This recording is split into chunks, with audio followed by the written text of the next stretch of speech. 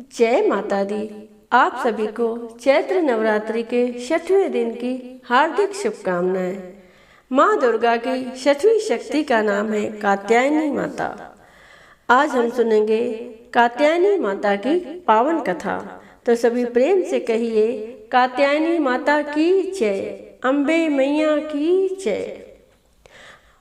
माँ दुर्गा की 6वीं शक्ति कात्यायनी की उपासना करने से परम पद की प्राप्ति होती है। नवरात्रि में 6ठे दिन माँ कात्यायनी की पूजा की जाती है। इनकी उपासना और आराधना से भक्तों को बड़ी आसानी से अर्थ, धर्म, काम और मोक्ष चारों फलों की प्राप्ति होती है।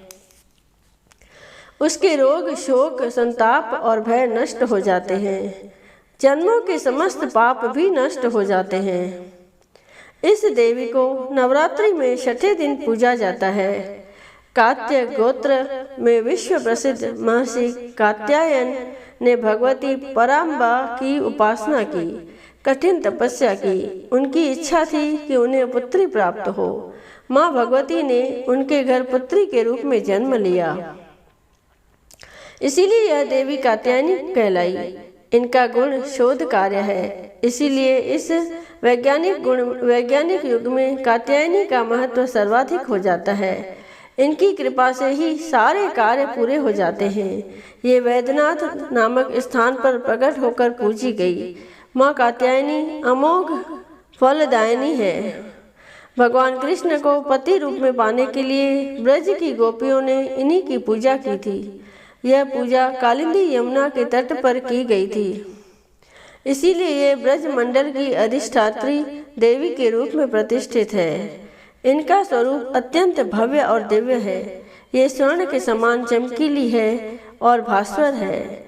इनकी 4 भुजाएं हैं। दाईं तरफ का ऊपर वाला हाथ अभय मुद्रा में है तथा नीचे वाला हाथ वर मुद्रा में।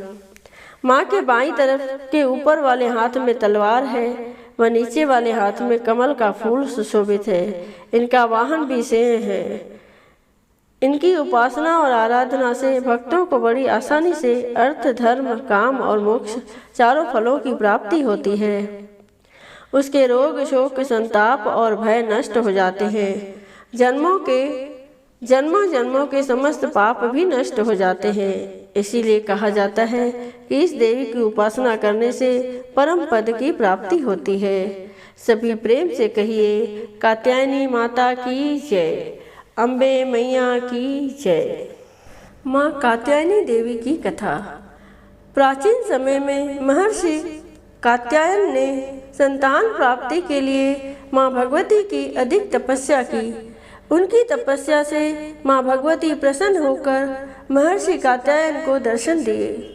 इस दौरान महर्षि ने उनके सामने अपनी इच्छा प्रकट की। इस पर उन्होंने महर्षि को वचन दिया कि वह उनके घर उनकी पुत्री के रूप में जन्म लेगी।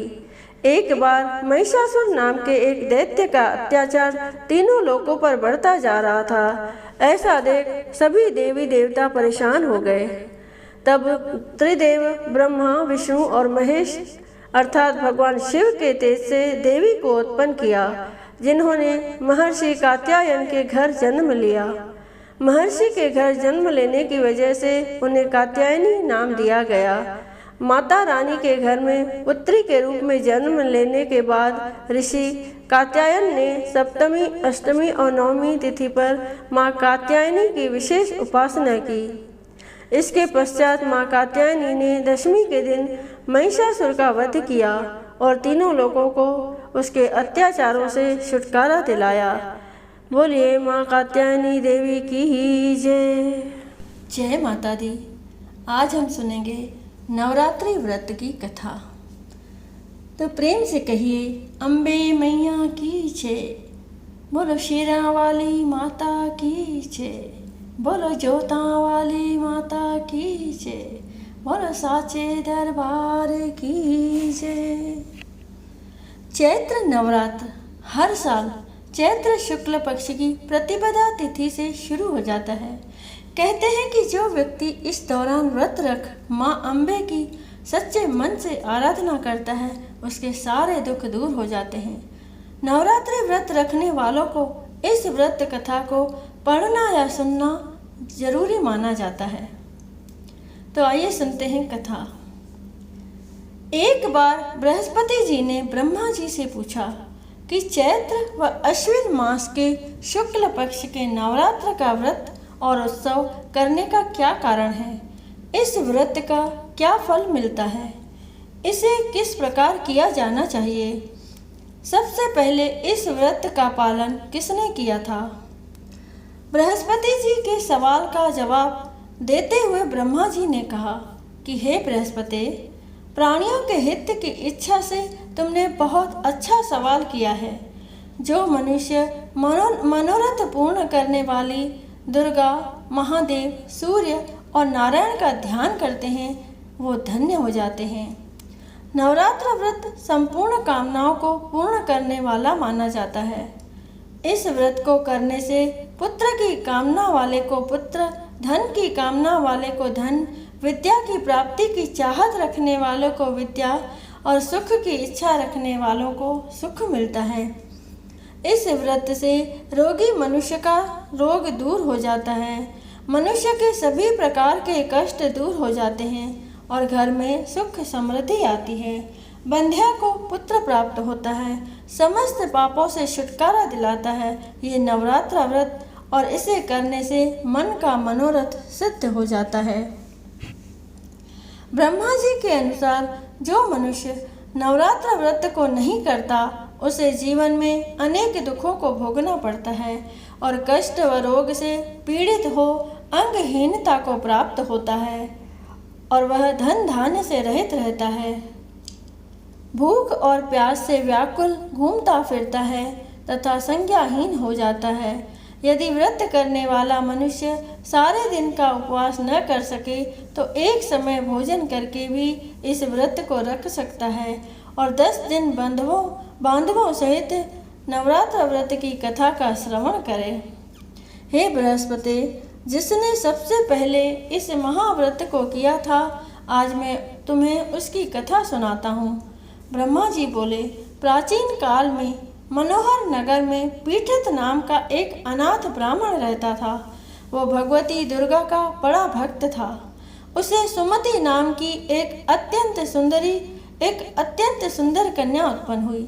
उसका पिता प्रतिदिन जब भी माँ दुर्गा की पूजा कर होम किया करता था तो वह कन्या उस समय नियम से वहाँ उपस्थित रहती थी। एक दिन सुमति अपनी सखियों के साथ खेल रही थी और माँ भगवती के पूजन में उपस्थित नहीं हुई। उसके पिता को पुत्री पर क्रोध आया और पुत्री से कहने लगा, अरे दुष्ट पुत्री, आज तूने भगवती का पूजन नहीं किया, इस कारण मैं किसी कुष्ठ रोगी या दरिद्र मनुष्य के साथ तेरी शादी करूँगा। पिता की बात सुनकर सुमति को बड़ा दुख हुआ और पिता से कहने लगी, हे पिता, मैं आपकी कन्या हूँ, जैसी आपकी इच्छा हो वैसा ही करें। राजा से, कुष्ठी से, दरिद्र से अथवा जिसके साथ चाहो मेरी शादी कर दो, पर होगा वही जो मेरे भाग्य में लिखा होगा। मेरा तो अटल विश्वास है कि जो व्यक्ति जैसा कर्म करता है उसे वैसा ही फल प्राप्त होता है, क्योंकि कर्म करना मनुष्य के अधीन है पर फल देना ईश्वर के अधीन है। इस प्रकार कन्या के निर्भयता से कहे हुए वचन सुन उसके पिता को और भी अधिक क्रोध आ गया। पिता ने अपनी कन्या का विवाह एक कुष्ठी के साथ कर दिया और अत्यंत क्रोधित हो पुत्री से कहने लगा, अब अपने कर्म का फल भोगो, देखे भाग्य के भरोसे रहकर क्या करती हो। पिता के ऐसे कटु वचन को सुन सुमति मन ही मन सोचने लगी कि अहो, मेरा बड़ा दुर्भाग्य है जिससे मुझे ऐसा पति मिला। कन्या ये सोचते हुए कन्या अपने पति के साथ वन में चली गई और डरावने कुशायुक्त उस निर्जन वन में उन्होंने रात बड़े ही कष्ट से व्यतीत की। उस कन्या की ऐसी दशा देख देवी भगवती प्रकट हुई और उन्होंने सुमति से कहा, हे दीन ब्राह्मणी, मैं तुझसे प्रसन्न हूँ, तुम जो चाहो वरदान मांग सकती हो। भगवती दुर्गा का यह वचन सुन ब्राह्मणी ने कहा, आप कौन हैं? ब्राह्मणी का ऐसा वचन सुन देवी ने कहा कि मैं आदिशक्ति भगवती हूँ और मैं ही ब्रह्म विद्या व सरस्वती हूँ। हे ब्राह्मणी, मैं तुझ पर तेरे पूर्व जन्म के पुण्य के प्रभाव से प्रसन्न हूँ। तुम्हारे पूर्व जन्म का वृतांत सुनाती हूँ, सुनो। तू पूर्व जन्म में निषाद भील की स्त्री थी और अति पतिव्रता थी। एक दिन तेरे पति ने चोरी की।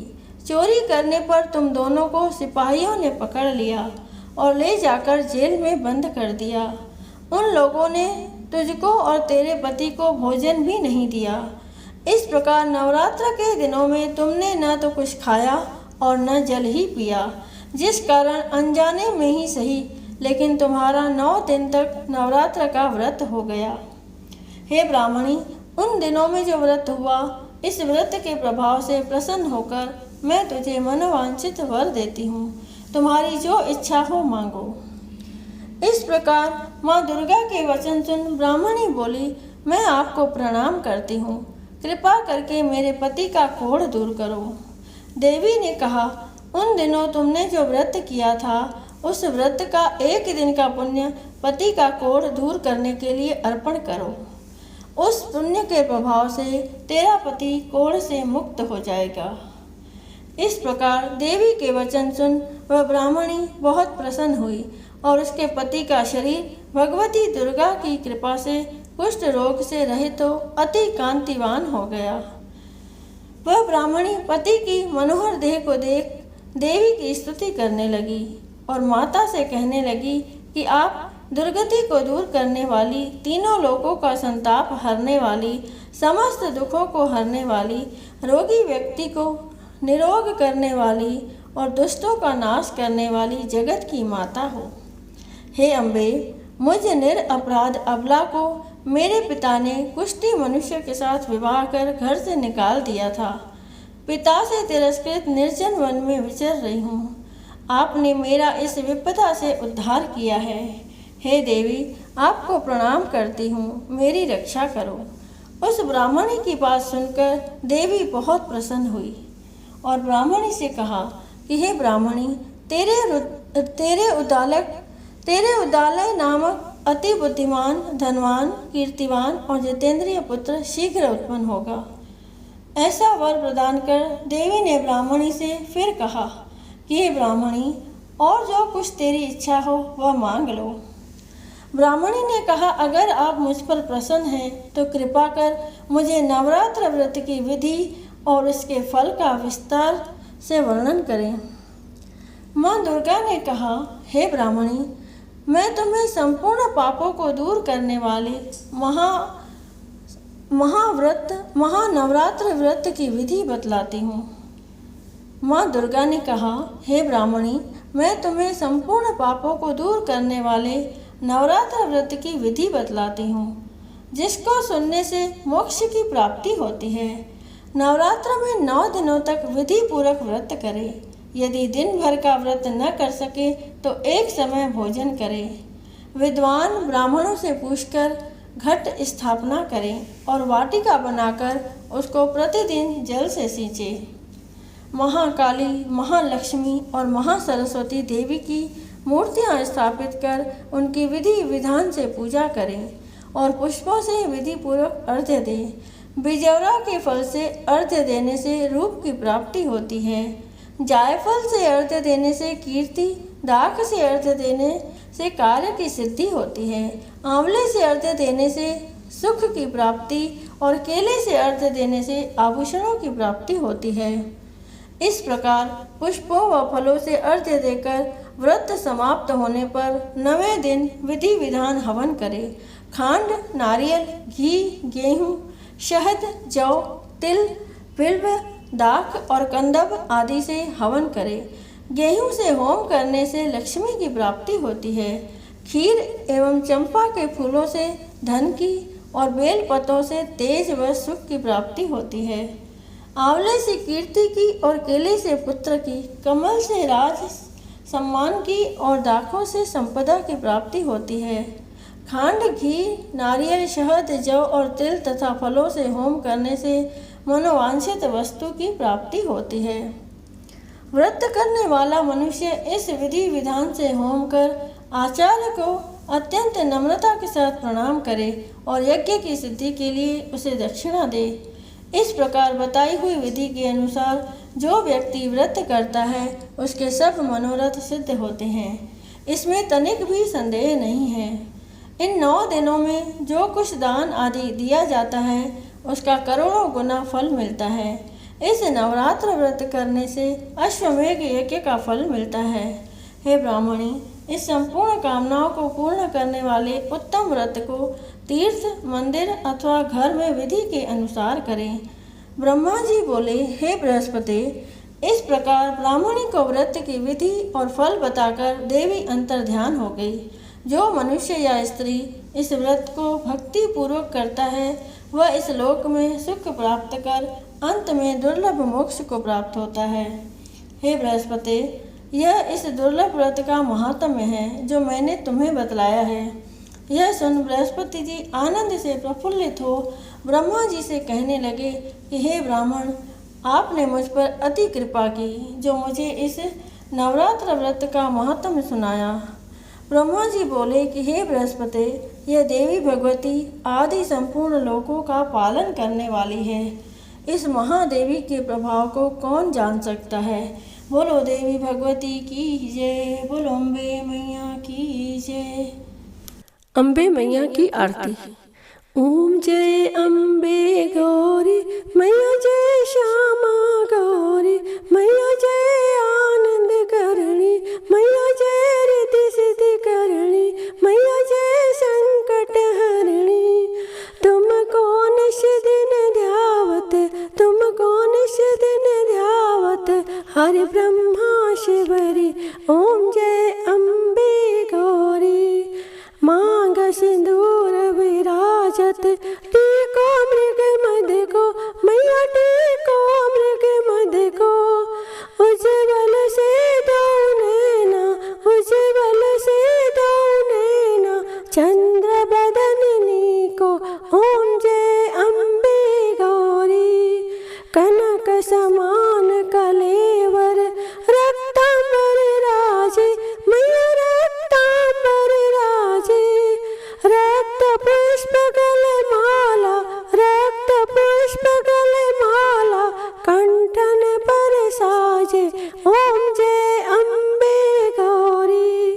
के हर वाहन राजत, खड्ग खपर धारी मैया, खड्ग खपर धारी। सुर नर मुनि जन सेवत, सुर नर मुनि जन सेवत तिनके दुख हारी। ओम जय अम्बे गौरी। कानन कुंडल शोभित, नासाग्रे मोती मैया, नासाग्रे मोती। कोटिक चंद्र दिवाकर, कोटिक चंद्र दिवाकर समराजत ज्योति। ओम जय अम्बे गौरी। शुंभ निशुंभ विदारे महिषासुर घाती मैया, महिषासुर घाती। धूम्र विलोचन नैना, धूम्र विलोचन नैना निश दिन मदमाती। ओम जय अम्बे गौरी। चंड मुंड सहारे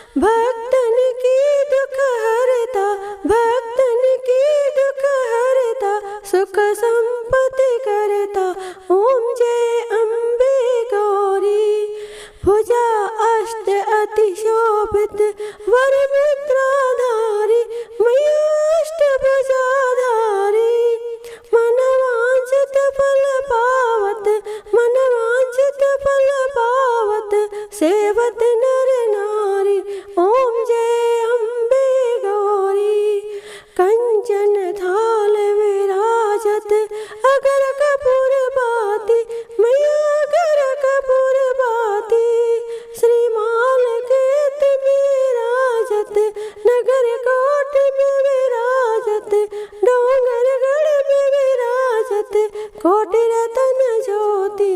ओम जय अम्बे गौरी, ओम जय अम्बे गौरी, मैया जय श्यामा गौरी। तुमको निश दिन सेवत, तुमको निश दिन ध्यावत, हरिश हरि ब्रह्मा शिवरी। ओम जय अम्बे गौरी। कर्पूर गौरम करुणावतारम, संसार सारम भुजगेन्द्रहारम, सदा वसन्तं हृदयारविन्दे, भवं भवानी सहितं नमामि। मंदारे माला कुलतालकाय, कृपाल माला शशिशेखराय, दिगंबराय च दिगंबराय। ओम नमः शिवाय, ओम नमः शिवाय। त्वमेव माता च पिता त्वमेव, त्वमेव बन्धु च सखा त्वमेव, त्वमेव विद्या द्रविणं त्वमेव, त्वमेव सर्वं मम देव देव।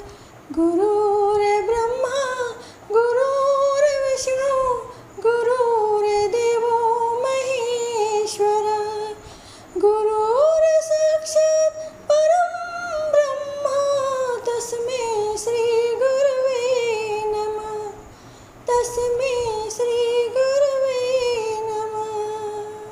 बोलिए अम्बे मैया की जय।